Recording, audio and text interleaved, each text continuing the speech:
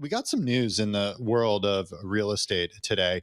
Affordable housing, to be specific, millions of dollars in federal contracts for affordable housing were canceled after a Department of Government Efficiency review of nonprofits' website and LinkedIn profiles for terms associated with DEI. That's according to current and former staff at the U.S. Department of Housing and Urban Development.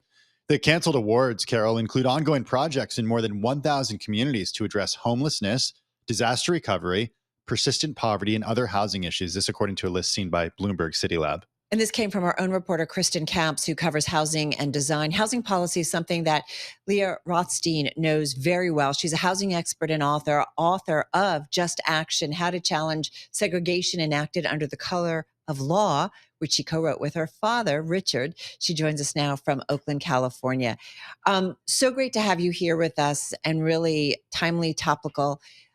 Leah, this book is a follow-up to your dad's book, The Color of Law, which explored how housing became so segregated. For those who maybe don't really understand kind of some of the history here or have forgotten perhaps, remind us kind of how housing became so segregated.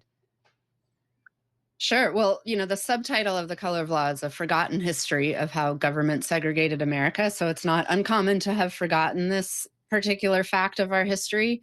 We have an idea in this country that we've adopted that the racial segregation of our communities is a form of de facto segregation, a kind of segregation that was created by private actors or personal preferences or economic conditions or by accident. And what The Color of Law shows, with detail after detail of government policy from decades of this country's history, government policy from local, state, and federal levels that intentionally, explicitly, and purposely created racially segregated communities. So it debunked this myth of de facto segregation and showed that the segregation of our communities, which still persists today, was created by intentional government policy. And those policies were in violation of the Constitution. And so we have an obligation to remedy the ongoing impacts of those policies. And that's exactly where your book picks up, Just Action, How to Challenge Segregation Enacted Under the Color of Law. So what is the solution here? Well, there's no one solution, just like there wasn't one policy that created segregation. It was many, many actions and policies of government. So can we go there? Just, Leah, remind us of the policies, because as you said, it wasn't just one policy. Like, what were some of those specific policies? Sure. There was redlining policies, which determined where banks could or would give loans for mortgages and small business lending. And it determined that neighborhoods where African Americans lived were not good places to provide loans to homeowners or business owners. And so African Americans in those neighborhoods had no access to mortgages and couldn't buy homes and build wealth. That's one example. Another, the most powerful example, is how the federal government subsidized the suburbanization of our country in the mid-20th century after World War II, when we didn't have a lot of suburbs in this country. Most people lived in urban centers.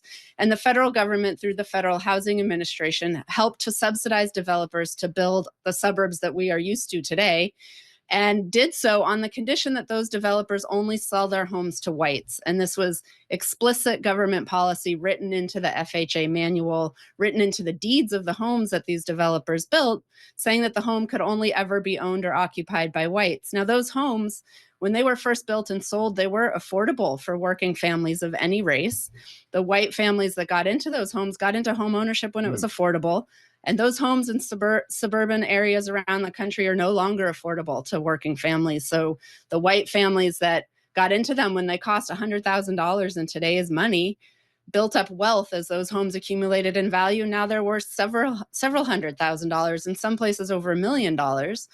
And so those white families accumulated wealth through the increased value of their homes, while African American families who were explicitly prohibited from getting into home ownership when it was affordable weren't allowed to build wealth in the same way. So we have a wealth gap today that exists because of those past government policies. Is it fair to say that the explicit things that you and that your dad talked about in his first book, those are no longer enacted currently?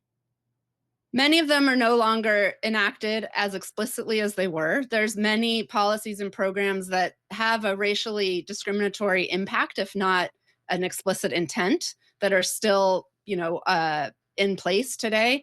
But, the example I gave about the subsidized suburban homes. So, since then we've passed the Fair Housing Act, which says we can no longer discriminate in the sale and rental of housing. Those restrictive covenants on the deeds of the homes are no longer legally enforceable.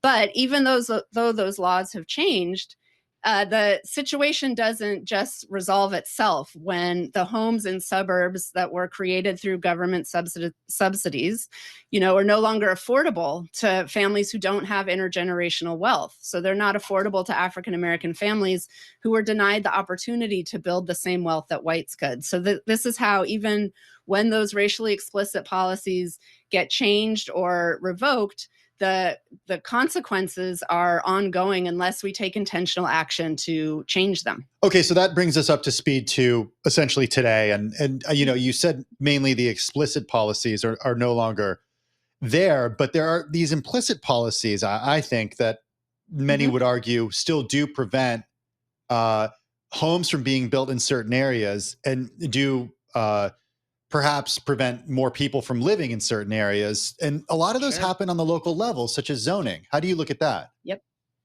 Yeah, well, in Just Action, we focus explicitly on local policies and programs because that's where we can have an impact, as residents, as organized activists, as voters. And that's also what can have the biggest impact on challenging segregation. Even though the federal government had a large role to play in creating segregation, once it's established, laws like zoning, like housing development subsidies, Section 8 program administration, all of these happen on the local level. So there's a lot that can be done locally to challenge the segregation that was set up by the federal government. So zoning is a perfect example, passed by local city councils, planning commissions. And zoning has enforced segregation by ensuring that in more affluent, whiter areas, those areas tend to be zoned only to allow single family homes. So that ensures that homes in those areas remain unaffordable to only the most affluent people, because as demand increases, you can't build more homes to meet that demand. You're limited by how many lots there are in that community because you can only build one home per lot.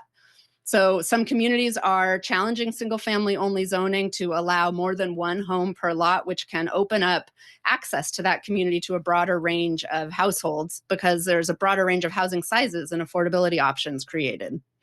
How does the division politically within this nation, either kind of prevent seeing more equality when it comes to housing and more diversity when it comes to housing? Yeah, it's a great question. It's cyclical, right? So when we live around people who only look like us and have similar life experiences than us, we tend to not support policies that we see as helping other people. And when we live in neighborhoods that are more integrated and we have more access and more exposure to people who are different from us, there's less polarization. We understand each other's life experiences and hopes and dreams. We understand we're not that different. And people tend to support policies that help a broader range of people when they have personal relationships with people who they think of as other. So the segregation of our communities keeps us polarized because we don't have natural social contact with people who are different from us. And then we tend to continue to support policies that maintain that segregation. You you mentioned that you focus on the local level because that's where people can have an impact, from voting to zoning and more.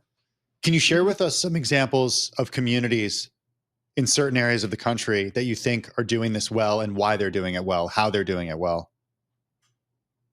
Sure. So, in our book, we give dozens of examples of strategies and programs that local communities can adopt. And for each one, we give an example of a community somewhere in the country that successfully adopted that. So there isn't, I would say, one that's doing everything because there's so many pieces to this puzzle, but there's many communities that are doing something. Zoning changes have been, catching on around the country to meet the affordable housing crisis that the whole country is now feeling. And there's some success stories around the organizing for zoning changes. There's an example I love is a community land trust model, which is a locally formed nonprofit organization that creates permanently affordable home ownership opportunities in areas with housing costs that are rapidly rising. So we wrote about a group in Durham, North Carolina, that was a predominantly African American community that was gentrifying. Mm. And, it was near it was near Duke University, which was increasing enrollment, and investors were buying up properties and the longtime residents were being displaced. And in that time, the residents there started going door to door, talking to each other about what they wanted to do to improve conditions in their neighborhood. Simple beginning community organizing, right? They were talking to their neighbors. They decided they wanted a park in their neighborhood because they didn't have a park. Kids were playing in the street. And so they advocated that the city turn a vacant lot into a park, and they won. They started to see, we can really make change here. They learned about the community land trust model and they crowdfunded to buy 2 vacant lots and built homes on them and sold them at affordable prices to low and moderate income families. And in the land trust model, in the home sale, the land trust retains ownership of the land underneath the home. So only the home is sold. So it's more affordable than if you were buying the home and the land. And when the homeowner wants to resell the home, they have to adhere to a maximum resale price. And that ensures that the home is affordable every time it's resold. So this group that started by going door to door to get a park in their neighborhood now has a land trust with over 300 properties all around the city. They've prevented a lot of displacement in this neighborhood by creating affordable homes in an area that home prices were increasing really fast that people couldn't keep up with. Right. One great example, but there's over 300 communities around the country with a land trust, and they're growing rapidly. It's a great model, a great tool in the toolbox for addressing these issues. Leah, one of the things that we talk about a lot when we think about the gaps between blacks and whites, especially when it comes to wealth creation, is that overwhelmingly white families, white individuals have had the opportunity to own homes for multiple generations, right? And then pass that wealth on. You have a chapter in your book, Is Home Ownership the Answer? It's complicated. So are we wrong to say that this is a way to reduce the wealth gap between blacks and whites through home ownership? We're not wrong to say that it's a way to reduce the wealth gap, but it's not the only way. We can't just stop there. For one reason, because homes aren't as affordable as they were when white families initially got into home ownership and were able to build so much wealth. So it's not as much of a guarantee of a wealth building tool as it used to be to get into home ownership today when homes are so unaffordable to begin with. Secondly, there's a lot of ways that African Americans face obstacles in building wealth through home ownership that white homeowners don't face in the same way. So one example is the property tax system in this country. Again, a system administered locally by county tax assessors.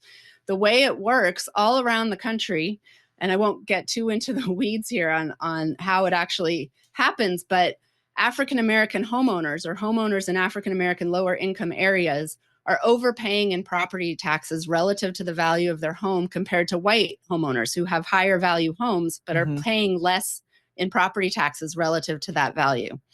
So if you're a homeowner, an African American family who, first generation homeowner, and you're overpaying in your property taxes, you can't build up the same amount of wealth as you can if you were paying your fair share of property taxes. So this is one, again, a racially, doesn't have racially discriminatory intent, but it has a racially discriminatory impact and limits the wealth building potential for African American homeowners. Leah, just 30 seconds. I know this book focuses on what you can do locally, but can the federal government do anything? Does it have the power to fix this? Just 30 seconds. It sure does, but I'm not holding my breath. So we have to start locally. All right. Leah Rothstein. She's a housing expert. She spent 2 decades working on housing policy, being a community organizer. She's the author, along with her dad, Richard Rothstein, of Just Action: How to Challenge Segregation Enacted Under the Color of Law.